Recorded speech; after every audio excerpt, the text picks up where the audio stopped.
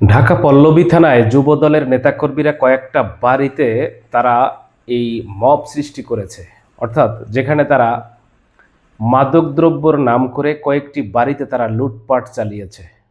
পল্লবী থানার অন্তর্গত কালশী এলাকায় এই ধরনের একটা ঘটনা ঘটেছে গতকালকে, যেখানে যুবদলের শত শত নেতাকর্মীরা সেখানে উপস্থিত হয়ে কয়েকটা বাড়িতে তারা হামলা চালিয়েছে এবং সেই সমস্ত বাড়িতে মাদকদ্রব্যের আখড়া, মাদকদ্রব্যের ব্যবসার সাথে জড়িত এই ধরনের অজুহাত নিয়ে প্রত্যেকটা বাড়িতে ঢুকে তারা হামলা চালিয়ে সেই সমস্ত বাড়ি থেকে স্বর্ণ, নগদ টাকা, এই ধরনের মূল্যবান জিনিসপত্র তারা ছিনিয়ে নিয়ে গেছে।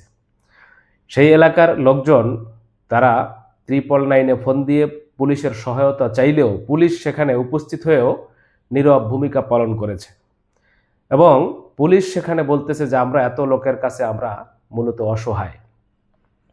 এবং এই ব্যাপারে আমরা দেখলাম যে সাংবাদিকরা যখন পল্লবী থানায় গিয়ে প্রশ্ন করেছে যে আপনাদের সামনেই এই ধরনের ভয়াবহ ঘটনাগুলো ঘটে গেল এবং সেই বিভিন্ন পরিবারের লোকদেরকে নির্মমভাবে তারা নির্যাতন করেছে, অথচ আপনারা সেখানে পুলিশ উপস্থিত হয়েও এই ব্যাপারগুলোর কোনো সমাধান করতে পারলেন না কেন?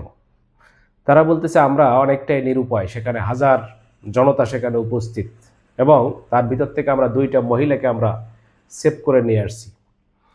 আসলে মূল কথা হচ্ছে যে বিগত 17 বছর আওয়ামী সরকারের সময় বাংলাদেশের মানুষ অতিষ্ঠ ছিল, কিন্তু 24 পরবর্তী বাংলাদেশে এসে মানুষ ধারণা করেছিল অন্ততপক্ষে সেই স্বৈরাচারী, সেই লুটতরাজ, চাঁদাবাজি, সন্ত্রাস, দখলবাজ থেকে হয়তো আমরা মুক্ত বাংলাদেশ একটা দেখতে পারবো। কিন্তু সেই ভিডিওর নিচে আজকে যে ঘটনা, গতকালকে যে ঘটনাটা ঘটেছে পল্লবী থানা অন্তর্গত কালশী এলাকায়, এই ভিডিওর নিচে কমেন্টসে যে লিঙ্কগুলো মানে কমেন্টসগুলো দেখলাম সাধারণ মানুষের, যে আসলে এই বাংলাদেশের মানুষ হচ্ছে বোকার স্বর্গে বসবাস করে। তারা এক স্বৈরাচারকে সরিয়ে তার চাইতে বড় স্বৈরাচার নিয়ে আসছে, এক চাঁদাবাজদেরকে সরিয়ে বড় চাঁদাবাজদেরকে ক্ষমতায় নিয়ে আসছে। অর্থাৎ তাদেরকে যখন ভোট দিবে চাঁদাবাজদের, তো চাঁদাবাজরা তো এটাই করবে। আসলে বাংলাদেশের মানুষকে আসলেই বোকা। বাংলাদেশের মানুষ আসলে নিস্তার চায়, তারা পরিবর্তন চায়, কিন্তু পরিবর্তন কোথায়? সেই একই অবস্থায় যদি সেই ভয়াবহ অবস্থা বাংলাদেশে চলতে থাকে, সেই আওয়ামী লীগের দুঃশাসনের মতো যদি তার চাইতে যদি ভয়ঙ্কর অবস্থা বাংলাদেশে চলতে থাকে, অথচ দেখেন এখানে আরও ভয়াবহ ঘটনা হচ্ছে, যেই সমস্ত বাড়িতে হামলা চালানো হলো, যাদের সম্পদ অর্থাৎ টাকা পয়সা সোনাদানা লুটে নিয়ে গেল, আবার তাদের বিরুদ্ধেই সেই স্থানীয় সেই বিএনপির নেতাকর্মীরা, যুব দলের নেতাকর্মীরা তাদের নামেই আবার মামলা দিয়েছে। অথচ পুলিশ সেই মামলাগুলো আবার গ্রহণ করেছে। অথচ সেই সন্ত্রাসীর বিরুদ্ধে পুলিশের কোনো ভূমিকা নাই। সন্ত্রাসীদেরকে যারা মব সৃষ্টি করলো, যারা দুর্নীতি করলো, যারা সম্পদ লুটে নিল এই মিথ্যা অজুহাত দিয়ে সাধারণ জনগণের বাড়ির থেকে, অথচ তাদের নামে কোনো এখন পর্যন্ত মামলা হয় নাই, তাদেরকে কোনো গ্রেপ্তার করতে পারে নাই। এখন থানায় সাংবাদিকরা প্রশ্ন করার পরে পুলিশ বলতেছে যদি যারা ভুক্তভোগী তারা যদি এসে সন্ত্রাসীদের বিরুদ্ধে তারা মামলা করে তাহলে তারা মামলা গ্রহণ করবে। কিন্তু দেখেন কি অবস্থা, যাদের বাড়িতে মব চালানো হলো, যাদের উপরেই নির্যাতন চালানো, যাদের সম্পদ লুটে নিয়ে যাওয়া হলো, তাদের বিরুদ্ধে আবার মামলা করা হয়েছে, তারা এখন মামলায় আসামি হয়ে গেছে।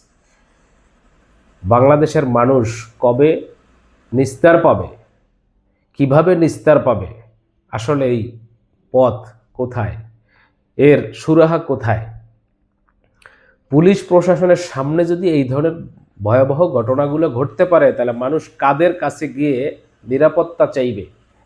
12ই ফেব্রুয়ারির আগ পর্যন্ত বাংলাদেশে হয়তোবা কিছুটা এই নীরব ভূমিকায় ছিল এই ধরনের চাঁদাবাজরা, আর 12ই ফেব্রুয়ারির পরে এটাকে আরও ভয়াবহভাবে শুরু করেছে। অর্থাৎ এটা ছিল বিএনপির হয়তোবা রাজনৈতিক একটা নির্দেশনা, যে অনেকে আমরা দেখেছি যে বিএনপির অনেক নেতাকর্মীরা বলেছে যে চাঁদাবাজি 12 তারিখ পর্যন্ত অন্তত বন্ধ রাখুন, কারণ নির্বাচনে জনগণের ভোট পাইতে হবে, ক্ষমতায় যাওয়ার পরে এরপরে করা যাবে। এখন কি ঘটনা কি তাই হচ্ছে কিনা, যে এখন বিএনপি সরকার ক্ষমতায় গেছে, বিএনপি নেতাকর্মীরা বিগত 17 বছর ধরে তারা যে ক্ষুধার্ত অবস্থায় ছিল সেই অবস্থাটার এখন বহিঃপ্রকাশকে আমরা দেখতেছি কিনা, আসলে বাংলাদেশের জনগণ নিরাপত্তা পাবে কিনা। বর্তমান সালাউদ্দিন সাহেব হচ্ছে বাংলাদেশের স্বরাষ্ট্র মন্ত্রী, তার এই সমস্ত বিষয়ে অবশ্যই গুরুত্ব দিতে হবে। বাংলাদেশ আইন শৃঙ্খলা পরিস্থিতির যদি অবনতি হয়, বাংলাদেশের মানুষ কিন্তু আবার রাজপথে নামবে, এবং আমরা চাই না যে বারবার বাংলাদেশের জনগণ রাজপথে নেমে তাদের জীবন দিতে হয়। তা প্রিয় দর্শক শ্রোতা, আপনাদের কোনো মতামত থাকলে অবশ্যই ভিডিওর নিচে কমেন্টসে জানাবেন। ভালো থাকবেন ইনশাআল্লাহ। খুদা হাফিজ।